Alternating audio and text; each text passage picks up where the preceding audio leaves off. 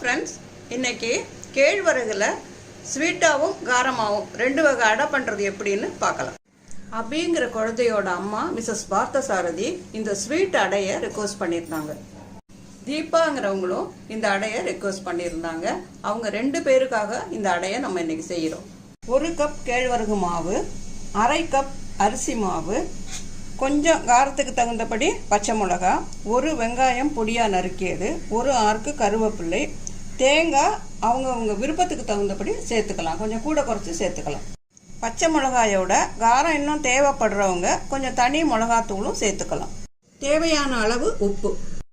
1 spoon எண்ணெய் காய வச்சுருக்கேன். அதில் இந்த வெங்காயம், பச்சை மிளகா, கருவேப்பிள்ளை 3த்தையும் போட்டு வதக்க போகிறேன். தேவையான அளவு உப்பு வெங்காயம் வதங்கும் போது போட்டுடலாம்.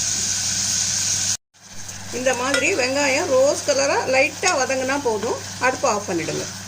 நீங்கள் எவ்வளவு மாவு எடுக்கிறீங்களோ அதுக்கு 1.5 பங்கு தண்ணி எடுத்து சூடு பண்ணி வச்சுக்கோங்க. 1.5 கப்பு மாவு எடுத்துருக்கிறதுனால 2.25 கப்பு தண்ணி கொதிக்க வச்சுருக்கேன். இந்த வதங்கின வெங்காயத்தோட இந்த மாவை எடுத்து உள்ளே போட்டுடுங்க. தண்ணியை கொஞ்சம் கொஞ்சமாக ஊற்றி கிளறிக்குங்க. காரத்துக்காக தனி மிளகாத்தூள் கொஞ்சம் சேர்த்துக்கிறேன். தேங்காயை இதோட சேர்த்துக்கோங்க. இதை நல்லா மிக்ஸ் பண்ணிவிட்டு கொஞ்ச நேரம் ஆற வச்சுருங்க. மாவு இந்த பதத்தில் இருக்கணும் தட்டுறதுக்கு. உரச இலை இல்லை வாழை இலையில் இந்த மாதிரி கொஞ்சம் எண்ணெய் தடவிக்கங்க. தட்ட ஆரம்பிக்கிறதுக்கு முன்னாடி ஒரு பாத்திரத்தில் கொஞ்சம் தண்ணி எடுத்து வச்சுக்கோங்க. அந்த தண்ணியில் கையை நனைச்சிக்கிட்டு மாவை எடுங்க. தண்ணியை தொட்டுட்டு தட்டினீங்கன்னா ஒட்டாமல் வரும். நல்லா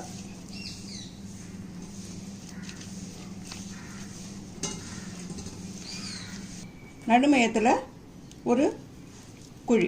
தோசைக்கல்லில் கொஞ்சமாக எண்ணெய் விட்டு காய விடுங்க. இப்போ புரச இலையில் தட்டின அடைய இந்த தோசைக்கல்லில் இப்படி போடுங்க. 1 நிமிஷம் கழித்து இந்த இலையை எடுத்தீங்கன்னா ஈஸியாக வந்துடும். இந்த வருது பாருங்கள். சுற்றியும் கொஞ்சம் எண்ணெய் விடுங்க. நடுமையத்துலேயும் கொஞ்சம் எண்ணெய். அடை வேகிறதுக்குள்ள அடுத்த அடை தட்டி நம்ம ரெடியாக வச்சுப்போம். இன்னும் கொஞ்சம் எண்ணெய் தடவிட்டு அடை தட்டலாம். ஒரு அடைக்கும் கொஞ்சம் எண்ணெய் தடவிட்டு தட்டினாதான் அது கல்லில் போடும்போது வரும். ஒரு பக்கம் வெந்ததும் அடுத்த பக்கம் திருப்பி போடுங்க. அடை ரெடி ஆகிட்டுது.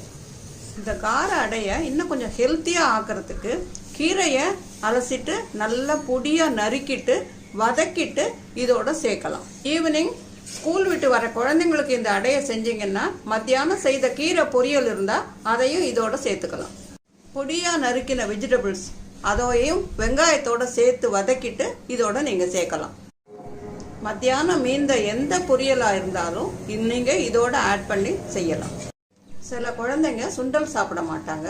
அந்த மாதிரி குழந்தைங்களுக்கு இந்த சுண்டல் எந்த பயிராக இருந்தாலும் வேக வச்சு தண்ணியை இருத்துட்டு நல்லா மசிச்சுட்டு இந்த அடமாவோட சேர்ந்து கலந்து தட்டி கொடுக்கலாம். பயிறு சேர்க்குற மாதிரி இருந்ததுன்னா அதை மசிச்சு சேர்த்துட்டு அதுக்கப்புறம் தண்ணி சேர்த்து பிசைங்க. இல்லாட்டி தண்ணி கூடுதல் ஆகிடும். டயட் பண்ணுறவங்க, டயபெட்டிஸ் இருக்கிறவங்க எல்லாருமே இந்த மாதிரி நீங்கள் அந்த இதை மசிச்சுட்டு சேர்த்துக்கலாம். கார அடை, வெள்ளை அடை 2துலேயுமே இந்த மசிச்ச சுண்டலை சேர்க்கலாம். கேழ்வரகு அடையோட முருங்கைக்கீரை சேர்த்து குழந்தைங்களுக்கு தட்டி கொடுத்தா அது அவங்களுக்கு இம்யூனிட்டி, நல்ல எனர்ஜி கொடுக்கும். ரொம்ப நல்லது குழந்தைங்களுக்கு. அவங்களோட எலும்புகளுக்கெல்லாம் ரொம்ப நல்லது. இப்போ ஸ்வீட் அடைக்கு தேவையான பொருட்களை பார்ப்போம். 1 பங்கு கேழ்வரகு மாவு, அதில் பாதி பங்கு அரிசி மாவு, தேவையான அளவு தேங்காய், அதே மாதிரி உங்களோட ஸ்வீட்டுக்கு தகுந்த மாதிரி கூட்டியோ குறைச்சோ வெல்லம் சேர்த்துக்கலாம். கொஞ்சம் ஏலக்காய் பொடி. குழந்தைங்களுக்காக இருந்தால் வெண்ணெயோ நெய்யோ சேர்த்து செய்யலாம். சூடான தண்ணி சேர்த்து மாவை பிசைவோம். இந்த 2 மாவையும் ஒரு பவுலில் கொட்டிக்கலாம். இதோட தேவையான அளவு தேங்காய். இனிப்பாக இருக்கிறதுனால கொஞ்சம் கூட தேங்காய் போட்டால் நல்லா டேஸ்ட்டாக இருக்கும். ஏலக்காய் தூள் இதோட சேர்க்குறோம். வெல்லம் கல் மண் இல்லாமல் நல்ல வெல்லமாக இருக்கிறதுனால நான் இந்த மாதிரி சேர்க்குறேன். அப்படி இல்லாட்டி போனால் கரைச்சி வடிகட்டி சேருங்க. வெள்ளை கரைசலாக சேர்க்குற பட்சத்தில் தண்ணிக்கு பதில் இதையே நல்லா சூடாக்கி இதில் கலந்துருங்க. இது போக பாக்கிக்கு சுடு தண்ணி ஊற்றி மாவை பிசைஞ்சுக்குங்க. வெல்லத்தை சேர்க்குறேன். தனி வெல்லமாக சேர்க்குற மாதிரி இருந்ததுன்னா நல்லா பொடி பண்ணி சேருங்க. நம்ம கார அடையை விட இதுக்கு தண்ணி கொஞ்சம் கம்மியாக தான் தேவைப்படும். வெல்லம் தண்ணி விடும், அதனால பார்த்து ரொம்ப கவனமாக கொஞ்சம் கொஞ்சமாக தண்ணி சேர்த்து மாவை பிசைஞ்சுக்குங்க. இப்போ சுடுதண்ணி சேர்த்து மாவை பிசைஞ்சுக்கலாம். இதில் கொஞ்சம் நெய் விட்டு பிசைஞ்சிங்கன்னா நல்லா வாசனையாக இருக்கும். இந்த கன்சிஸ்டன்சியில் மாவு பிசைஞ்சுக்குங்க.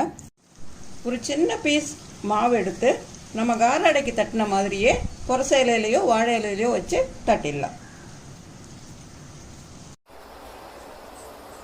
குழந்தைங்களுக்கு கொடுக்குற மாதிரி இருந்ததுன்னா கொஞ்சம் நெய் தொட்டு இதை தட்டலாம். நடுவில் ஒரு ஓட்டை தோசைக்கல்ல காய வச்சு அதில் இந்த தட்டுன அடையை இலையோடு போடுங்க.